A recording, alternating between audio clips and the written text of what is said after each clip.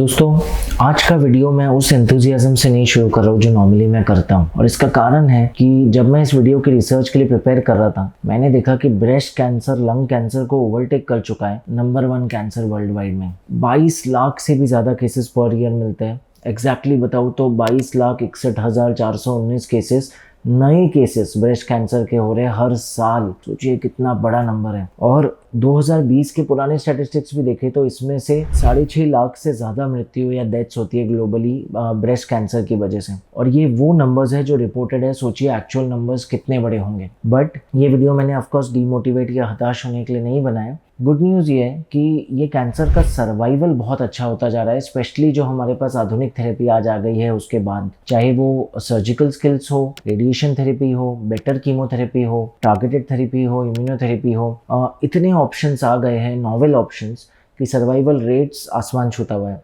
अगर ये जो कैंसर है ये केवल ब्रेस्ट तक सीमित है तो सर्वाइवल रेट्स 99% तक पहुंच गए 5 साल में। पर अगर ये लिम्फ नोड्स में भी फैल गया, यानी कि बाजू की गांठों में सफेद प्लाज्मा की गांठें, तो 5 साल का सर्वाइवल रेट 91% या 91% आ चुका है। 10 साल का भी सर्वाइवल रेट 85% या 85% आ चुका है, जिसका मतलब ऑलमोस्ट ये है कि ये 85% लोग इसमें से मैक्सिमम क्योर्ड है और शायद इनका कैंसर दोबारा कभी ना आए। लेकिन अगर यही कैंसर मेटास्टेसाइज हो जाए, यानी कि किसी और अंग में फैल जाए, ब्रेस्ट और एक्जिला या बाजू के अलावा, जैसे कि पेट में, लिवर में, लंग्स में, बोन्स में, किसी भी जगह, तो यही सर्वाइवल रेट गिर के 30% तक आ जाता है। फिर भी ऑफकोर्स आधुनिक थेरेपी से 10 में से 3 लोगों को हम कंप्लीट सर्वाइवल दे रहे हैं और ये नंबर्स भी इंप्रूव हो रहे हैं। लेकिन मेटास्टेसिस का प्रोग्नोसिस आज भी उतना अच्छा नहीं है।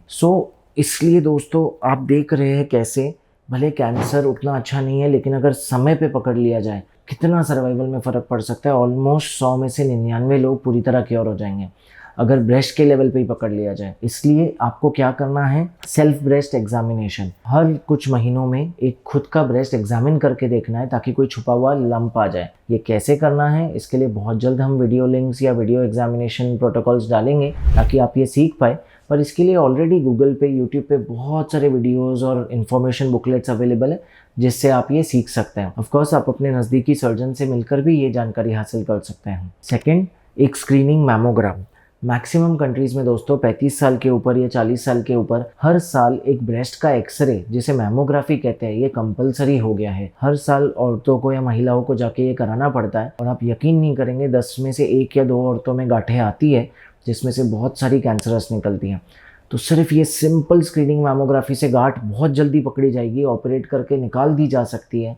बिना ब्रेस्ट की सर्जरी के सिर्फ गांठ का ऑपरेशन किया जा सकता है। और अब तो नई नई टेक्नोलॉजी आ रही है जैसे क्रायो एब्लेशन, जिसमें गांठ को बहुत छोटे स्टेज पे ख़त्म किया जा सकता है बिना किसी मेजर सर्जरी के, और कैंसर को बढ़ने से या फैलने से प्रिवेंट किया जा सकता है। लेकिन ये कैंसर के इलाज के अलावा पहले जानना ज़रूरी है कि कौन से लक्षण हैं जो हमें ध्यान रखने हैं जो कैंसर की निशानी हो सकते हैं। तो सबसे और मोस्ट कॉमन प्रेजेंटेशन कैंसर का है ब्रेस्ट में गांठ या लंप।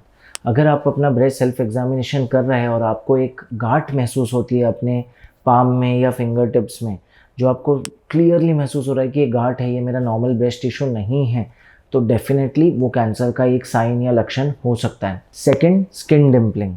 पूरा जो ब्रेस्ट का स्किन है वो ऑरेंज के छिलके की तरह, ऑरेंज पील की तरह डिम्पल्ड हो चुका है, ये डेफिनेटली कैंसर का साइन हो चुका है। बिकॉज इन्फ्लेमेटरी कैंसर्स में कई बार ये साइंस आते हैं। Third, nipple retraction.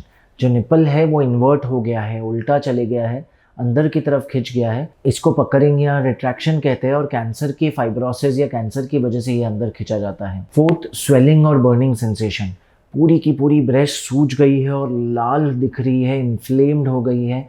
दोस्तों, हमेशा ये इन्फेक्शन की निशानी नहीं है, ये इन्फ्लेमेटरी कैंसर का एक सब टाइप होता है जिसकी वजह से ऐसा हो सकता है। एंड लास्ट और सबसे मेन, डिस्चार्ज अगर निपल से हो रहा है, स्पेशली अगर ब्लडी डिस्चार्ज है, तो चांसेस है कि वो कैंसर है। लेकिन दोस्तों, जब मैं आपको ये सारे लक्षण बता रहा हूँ, प्लीज़ ध्यान रखिए कि अगर आप स्क्रीनिंग कराते हो तो ये सारे लक्षण के आने के पहले ही आप पकड़ लोगे कैंसर को और ट्रीट करा दोगे। अब स्टोरी यहाँ ख़त्म नहीं होती दोस्तों। आपको ये जानना है कि ये सारे लक्षण ऐसा नहीं है कि सिर्फ कैंसर में आते हैं। आज भी अगर हमारे पास 100 महिलाएं आती है जिन्हें ब्रेस्ट में गांठ है, उसमें से मैक्सिमम में वो गांठें नॉन कैंसरस निकलती है, जिसका सबसे कॉमन कारण फाइब्रोएडिनोमा है, यानी कि ब्रेस्ट के नॉर्मल टिश्यू की ही रसोली जैसा बन जाना। जैसे बच्चेदानी में फाइब्रॉइड्स बनते हैं, चर्बी की गांठें या लाइपोमास बन जाती है हाथों पैरों में, उसी तरह ब्रेस्ट का नॉर्मल टिश्यू ही बड़ा होकर एक फाइब्रोएडिनोमा बन जाता है जो पूरी तरह नॉन कैंसरस होता है। और भी कई सारे कॉमन कारण है नॉन कैंसरस गांठों के। एक कंडीशन को कहते हैं फाइब्रोएडिनोमा या फाइब्रोसिस्टिक डिजीज, जिसमें मेंसेस और हार्मोनल चेंजेस की वजह से ब्रेस्ट में सूडो लम्प्स बनते हैं, यानी कि गांठे जैसा लगता है, महसूस होता है, पर गांठे है नहीं।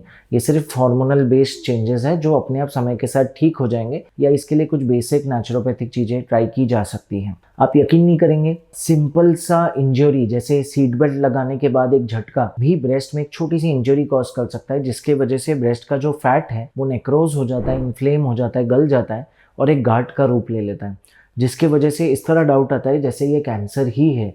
सारे टेस्ट में भी यही आता है कि ये कैंसर लग रहा है सोनोग्राफी या मैमोग्राफी पे, पर एमआरआई या बायोप्सी पे पता चलता है कि ये तो सिर्फ फैट नेक्रोसिस था, एक सीट बेल्ट इंजरी की वजह से हो गया है। और आजकल ये थोड़ा कॉमन हो गया है, तो इसलिए वही मैं बार बार स्ट्रेस करना चाह रहा हूँ कि हर गांठ कैंसर नहीं है। एंड लास्टली, अगर कोई महिला ब्रेस्ट फीडिंग करा रही है तो ब्रेस्ट में दूध के सिस्ट बनना, जिन्हें गैलेक्टोसील बोलते हैं, ये भी बहुत कॉमन हो चुका है। तो पॉइंट है दोस्तों कि अगर ब्रेस्ट में इनमें से कोई भी सिम्टम्स या लक्षण जो हमने आपको बताए अगर आपको है तो तुरंत अपने नजदीकी सर्जन या ब्रेस्ट स्पेशलिस्ट के पास जाके मिलना है, या सर्जिकल ऑन्कोलॉजिस्ट के पास। हाई चांसेस है कि वो कैंसर नहीं निकलेगा, बिनाइन निकलेगा, जैसे कि फाइब्रोएडिनोमास या जो हमने बातें की, फैट नेक्रोसिस या फिर फाइब्रोएडिनोसिस। लेकिन अगर सोनोग्राफी या मैमोग्राफी पे सस्पिशियस है, तुरंत बायोप्सी कराना है। बायोप्सी पे अगर कैंसर का अंश भी है या कैंसर का इंडिकेशन है तो तुरंत उसे ऑपरेट करा के आज आप ठीक कर सकते हो। रही बात नॉन कैंसरस गांठों की, तो उनका इलाज आज कंप्लीटली एक सुई से संभव है।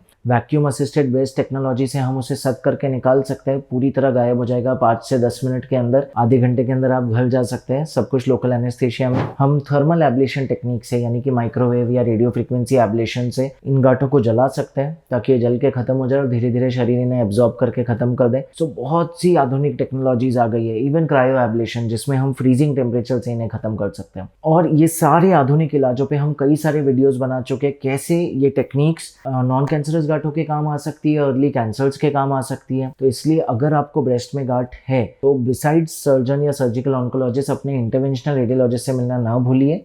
सुरक्षित रहिए, सशक्त रहिए।